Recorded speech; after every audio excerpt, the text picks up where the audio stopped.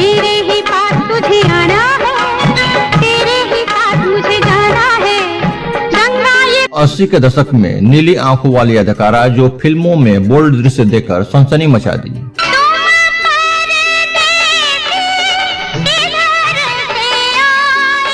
जो अपनी पहली फिल्म से ही फिल्म इंडस्ट्री में छा गई थी और एक झटके में लाखों लोगों को अपना दीवाना बना दिया।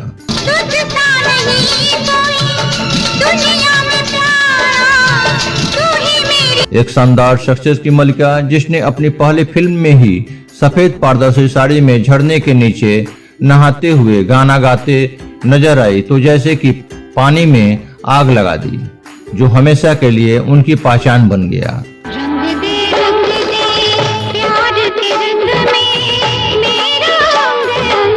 उस समय की एक्ट्रेस से अलग पहाड़ी सी दिखने वाली इस अभिनेत्री द्वारा पहले फिल्म से अजीबोगरीब सीन देने की वजह से इनके नाम के साथ बोल्ड और भड़काऊ होने का ठप्पा लग गया।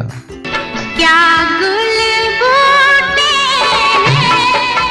पहाड़ों। क्या आपको पता है इस एक्ट्रेस की वजह से ही कपूर खानदान में पारिवारिक विवाद हो गया और राजीव कपूर ने अपने पिता से दूरी बनाना शुरू कर दिया।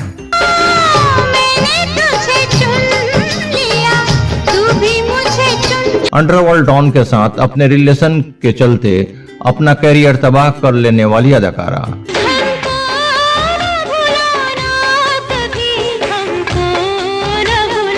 क्यों इस अदाकारा ने अचानक एक बुद्धिस्ट monk से शादी कर ली और बहुत सालों तक फिल्मी दुनिया से दूर रही।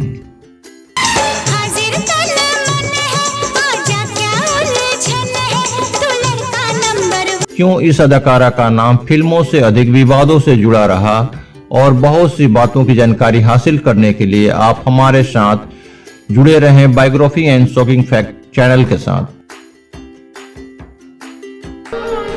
तेरी गंगा दोस्तों, हम बात कर रहे हैं राम तेरी गंगा मैली से रातों रात स्टार बनी एक्ट्रेस मंदाकिनी की। मंदाकिनी की क्या है कहानी स्टार बनने से लेकर गुमनाम होने तक की, तो चलिए विस्तार से जानकारी करते हैं। वादे पे तेरे भरोसा है, मैं जानती हूँ तू मेरा मंदाकिनी का जन्म 30 जुलाई 1969 को मेरठ उत्तर प्रदेश में एंग्लो इंडियन फैमिली में हुआ था। मंदाकिनी का रियल नेम यास्मीन जोसेफ था। इनके पिता का नाम जोसेफ था जो ब्रिटिश मूल के थे और माँ का नाम मुन्नी जोसेफ था जो एक कश्मीरी मुस्लिम थी।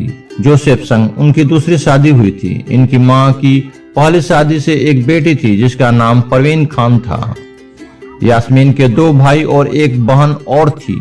यास्मीन के बड़े भाई का नाम भानु जोसेफ और छोटे भाई का नाम रुस्तम जोसेफ। यास्मीन की बहन का नाम छोटी था। मंदाकिनी की फिल्मी करियर की बात की जाए तो 1986 में आई फिल्म मजलूम उनकी पहली फिल्म थी, लेकिन निर्देशक सीपी दीक्षित ने इनका नाम बदलकर माधुरी करना चाहते थे, जिसके चलते फिल्म में देरी हुई और ये फिल्म सिनेमा घरों में साल 1985 के बजाय 1986 में आई। लेकिन इसी दौरान अभिनेता निर्देशक राज कपूर ने उन्हें अपनी फिल्म राम तेरी गंगा मैली में ले लिया और उनका नाम यास्मीन जोसेफ से बदलकर मंदाकिनी कर दिया। एक फिल्मी पार्टी में ही शोमैन राज कपूर की नजर यास्मीन पर पड़ी थी। उन दिनों राज कपूर अपने छोटे बेटे राजीव को बॉलीवुड में लॉन्च करने की तैयारी कर रहे थे और राम तेरी गंगा मैली नाम की फिल्म बनाने की प्लानिंग कर रहे थे। राज कपूर अपनी फिल्म के लिए एक नॉर्थ इंडियन लड़की को ढूंढ रहे थे।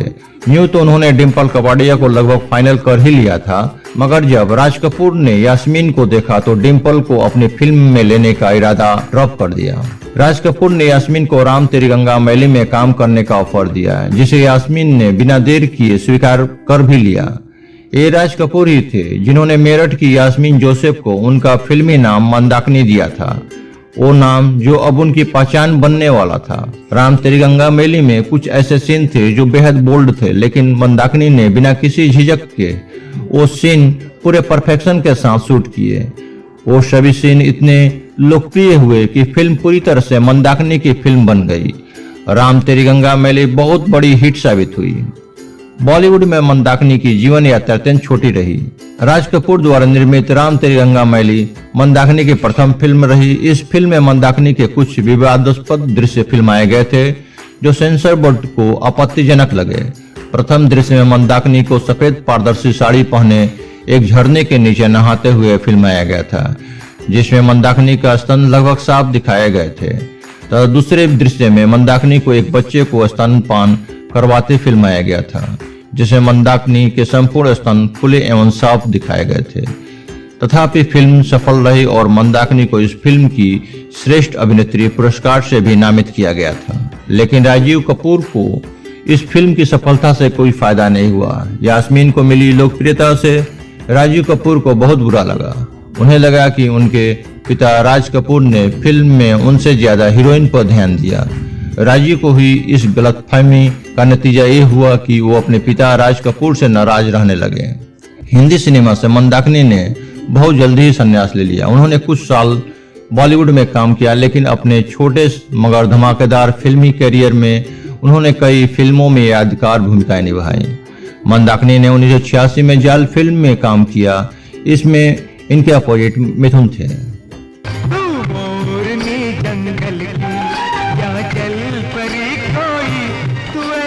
1987 में डांस में काम किया। जाने मन तुम नंबर 1 हो, हर जवां दिल की धड़कन हो। फिर उन्होंने लोहा, हाजिर तन मन है, आजा क्या उलझन है, तू लड़का नंबर 1। कमांडो, हे कमांडो, तुम्हें दिल की बात बता दूं? जंगबाज, तेजाब, प्यार के नाम कुर्बान,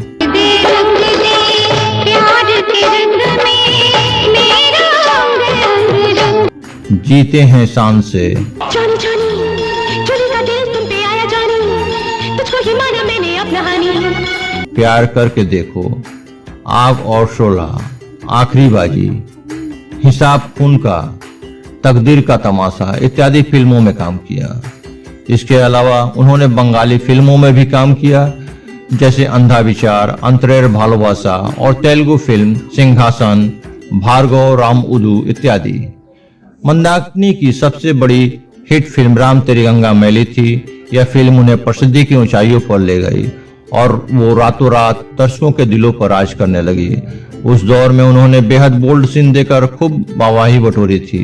मंदाकिनी की आखिरी फिल्म थी जोरदार, जो कि साल 1996 में आई थी। मंदाकिनी को याद करने की दूसरी वजह फिल्म नहीं, उनका दाऊद इब्राहिम से कनेक्शन है। 1994 में लीक हुई एक फोटो में मंदाकिनी दाऊद के साथ नजर आई थी, जिसके बाद वो अचानक ही बॉलीवुड के गलियारों में दाऊद की गर्लफ्रेंड बनकर छा गई।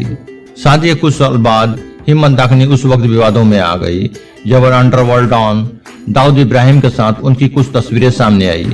उन तस्वीरों में ये दाऊद संग दुबई में मैच देख रही है।